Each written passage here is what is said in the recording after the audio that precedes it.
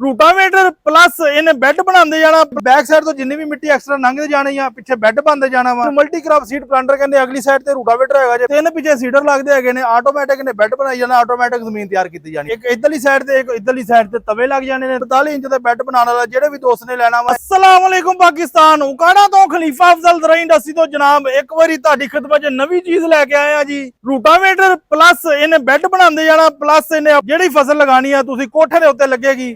ਮੁਕੰਮਲ ਵੀਡੀਓ ਦੇਖਣਾ, ਮੈਂ ਕੱਲੀ ਕੱਲੀ ਚੀਜ਼ ਡਿਟੇਲ ਦੇ ਨਾਲ ਦੱਸਾਂਗਾ ਜੀ।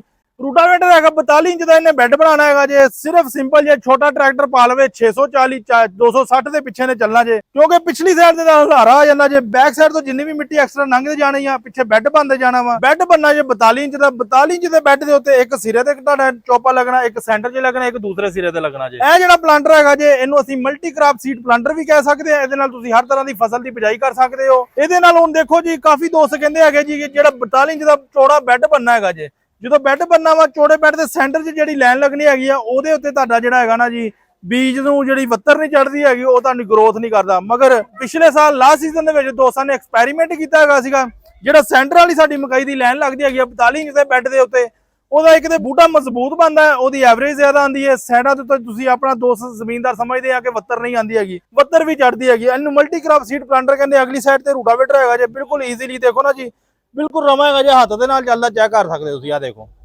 ਹੱਥ ਨਾਲ ਮੈਂ ਘੁਮਾ ਰਿਹਾ ਬਿਲਕੁਲ ਈਜ਼ੀਲੀ। ਅਗਲੀ ਸਾਈਡ ਦੇ ਉੱਤੇ ਦੋਵਾਂ ਸਾਈਡਾਂ ਤੇ ਇੱਕ ਇਧਰਲੀ ਸਾਈਡ ਤੇ ਇੱਕ ਇਧਰਲੀ ਸਾਈਡ ਤੇ ਤਵੇ ਲੱਗ ਜਾਣੇ ਨੇ। ਤਵਿਆਂ ਨੇ ਪੱਟ ਕੇ ਮਿੱਟੀ ਅੰਦਰ ਦੇ ਤੇ ਜਾਣਾ ਵਾ, ਐਕਸਟਰਾ ਮਿੱਟੀ ਜਿਹੜੀ ਬਣੀ ਜਾਣੀ ਹੈ।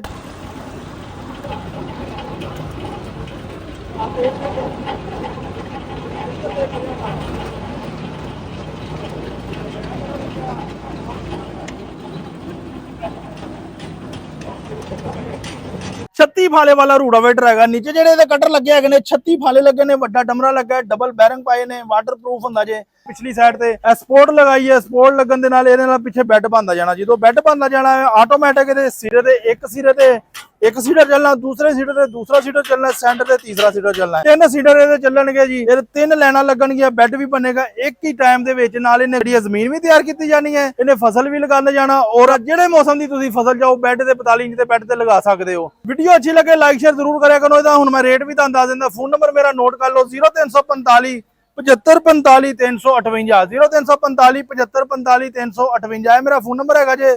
ਹੁਣ ਮੈਂ ਇਹਦਾ ਤੁਹਾਨੂੰ ਰੇਟ ਵੀ ਦੱਸ ਦਿੰਦਾ ਹੈਗਾ ਜੇ। ਮਲਟੀ ਕ੍ਰਾਪ ਸੀਡ ਪਲਾਂਟਰ ਨੂੰ ਕਹਿੰਦੇ ਆ। 42 ਇੰਚ ਦਾ ਬੈੱਡ ਬਣਾਉਣ ਵਾਲਾ ਜਿਹੜੇ ਵੀ ਦੋਸਤ ਨੇ ਲੈਣਾ ਵਾ, ਇਹ ਕਹਿ ਕੇ ਸਾਨੂੰ ਕਾਲ ਕਰ ਸਕਦੇ ਹੋ। ਬਾਇਓ ਤੋਂ ਨੰਬਰ ਲੈ ਕੇ, ਟਿਕਟੋਕ ਤੋਂ, ਫੇਸਬੁੱਕ ਤੋਂ, ਇੰਸਟਾ ਤੋਂ, ਹਰ ਪਾਸੇ ਸਾਡੇ ਹਰ ਚੈਨਲ ਦੇ ਉੱਤੇ ਵੀਡੀਓ ਅਪਲੋਡ ਕਰ ਦਿੱਤੀ ਜਾਵੇਗੀ। ਵੀਡੀਓ ਅੱਛੀ ਲੱਗੇ ਲਾਈਕ ਸ਼ੇਅਰ ਜ਼ਰੂਰ ਕਰਨਾ ਜੀ। ਹੁਣ ਮੈਂ ਤੁਹਾਨੂੰ ਦੱਸ ਦਿੰਦਾ ਇਹਦਾ ਰੇਟ। ਜਿਹੜੇ ਵੀ ਦੋਸਤ ਨੂੰ ਚਾਹੀਦਾ ਹੋਵੇ, ਇਹ ਮਲਟੀ ਕ੍ਰਾਪ ਸੀਡ ਪਲਾਂਟਰ 4,90,000 ਰੁਪਏ ਦਾ ਮਿਲੇਗਾ। ਜਿਹੜੇ ਵੀ ਦੋਸਤ ਨੂੰ ਚਾਹੀਦਾ ਹੈ। ਤਿੰਨ ਪਿੱਛੇ ਸੀਡਰ ਲੱਗਦੇ ਹੈਗੇ ਨੇ, ਆਟੋਮੈਟਿਕ ਨੇ ਬੈੱਡ ਬਣਾਈ ਜਾਣਾ, ਆਟੋਮੈਟਿਕ ਜ਼ਮੀਨ ਤਿਆਰ ਕੀਤੀ ਜਾਣੀ ਹੈ। ਜਜ਼ਾਕੱਲਾ, अस्सलाम वालेकुम।